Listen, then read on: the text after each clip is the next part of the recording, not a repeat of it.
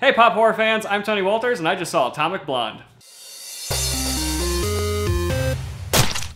Atomic Blonde stars Charlize Theron, James McAvoy, John Goodman, and Sofia Boutella. This movie's about Charlize Theron's character, who's an undercover MI6 agent who has been sent into Berlin to investigate the murder of a fellow agent and recover some sensitive data. This movie's directed by David Leitch, who was the co-director of the first John Wick movie.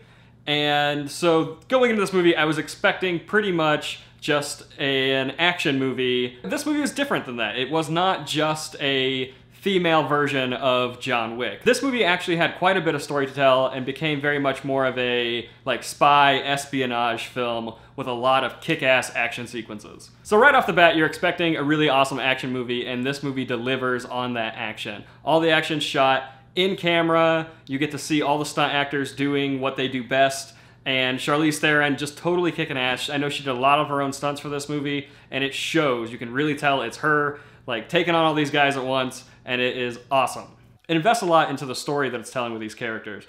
It's all set in the Cold War. They're tearing down the Berlin Wall, and you have these agents trying to track down a double agent. The problem is that in the midst of telling those stories, the pacing of the movie has a bit of an issue. Right when you feel like the movie's about to build up, it'll slow down again. And then it'll start to build up, and then it'll slow down again because they're telling the story. And there's a lot of exposition in the film.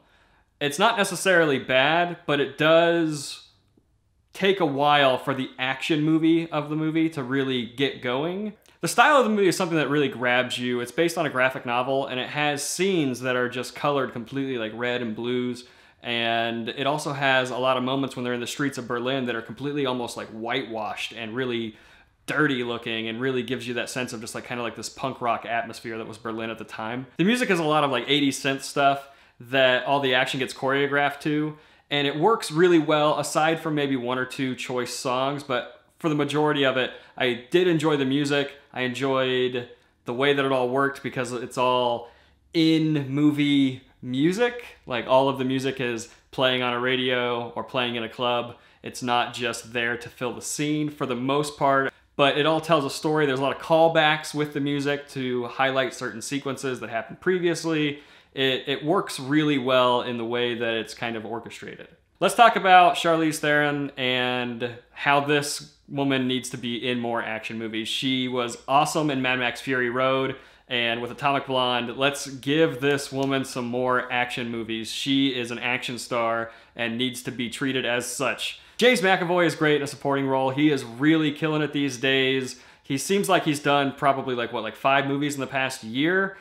He's just working and putting his heart and soul into every single role that he gets. I can't wait to see what else he's got coming up. I guess one of the bigger issues I had in the movie is that because it tries to tell such a big story, that story should be solid, and it does lack in the overall twist of the film.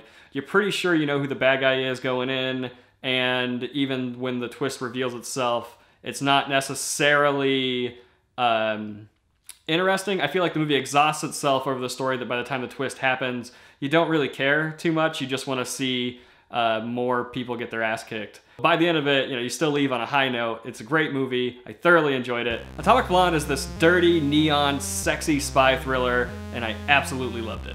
All right, Pop Horror fans, if you want to see the full review for Atomic Blonde, click right over here. If you want to see more reviews just like this one, click down here, subscribe to my channel, Rad Movies. Click right over here for PopHorror.com, and we'll catch you guys next time right here on Pop Horror.